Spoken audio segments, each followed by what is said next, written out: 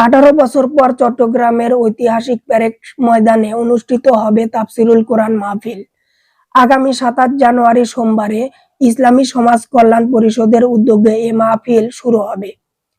5 দিনব্যাপী এ মাহফিলে ধর্ম উপদেষ্টা ডক্টর আ.ফ.ম. খালিদ হোসেন প্রধান অতিথি হিসেবে উপস্থিত থাকবেন। এছাড়া জনপ্রিয় ইসলামী বক্তা সাইয়েদ কামাল উদ্দিন জাফরি ও মাওলানা মিজানুর রহমান আজহারী সহ বেশ কয়েকজন ইসলামিক বক্তা উপস্থিত থাকবেন।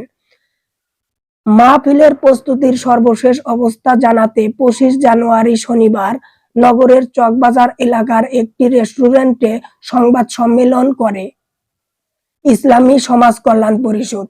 এতে পরিষদের সভাপতি অধ্যক্ষ মোহাম্মদ তাহের জানান, মাহফিল সফল করতে প্রয়োজনীয় সব প্রস্তুতি সম্পন্ন হয়েছে। নগরবাসীর মধ্যে মাহফিল নিয়ে ব্যাপক উৎসাহ ও উদ্দীপনা লক্ষ্য করা যাচ্ছে। সংবাদ সম্মেলনে জানানো হয়, মাহফিলের মূল প্যান্ডেলে পুরুষ শ্রোতাদের জন্য বসার ব্যবস্থা থাকবে। এছাড়াও অতিথি ও সাংবাদিকদের জন্য বিশেষ ব্যবস্থা থাকবে। বিশৃঙ্খলা রক্ষায় কয়েক হাজার স্বেচ্ছাসেবক ও আইন শৃঙ্খলা বাহিনী দায়িত্ব পালন করবে। মূল প্যান্ডেলের বাইরে পার্শ্ববর্তী মহসিন কলেজ, কাজেম আলী স্কুল, উত্তরে কিশলয় কমিউনিটি সেন্টার এবং কাপাসগোলা কলেজ সহ কয়েকটি স্থানে নারীদের জন্য পৃথক ব্যবস্থা রয়েছে। প্যারেড ময়দানের চারপাশে এলইডি স্ক্রিনে মাহফিল সম্প্রচার করা হবে। এছাড়া নগরের আন্দর কিল্লা, জামাল খান মেডিকেল কলেজ এবং চকবাজার সহ পার্শ্ববর্তী এলাকায় মাহফিল শোনার ব্যবস্থা থাকবে। গাদ্দারদের সাথে আমি আল্লাহ কি আচরণ করেছি।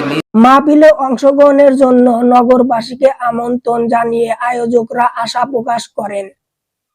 সংবাদ সম্মেলনে উপস্থিত ছিলেন পরিষদের সহ সভাপতি মোহাম্মদ নজরুল ইসলাম, সাধারণ সম্পাদক অ্যাডভোকেট সৈয়দ আনোয়ার হোসেন এবং প্রচার বিভাগের দায়িত্বশীল মোহাম্মদ উল্লাহ। 2006 সালে সর্বশেষ প্যারেড ময়দানে তাফসিরুল কোরআন মাহফিল অনুষ্ঠিত হয়। এরপর রাজনৈতিক পরিস্থিতির কারণে আর মাহফিলের আয়োজন করতে পারেনি পরিষদটি। প্রায় 18 বছর পর পুনরায় এই মাহফিল অনুষ্ঠিত হতে যাচ্ছে আগামী 27 তারিখে।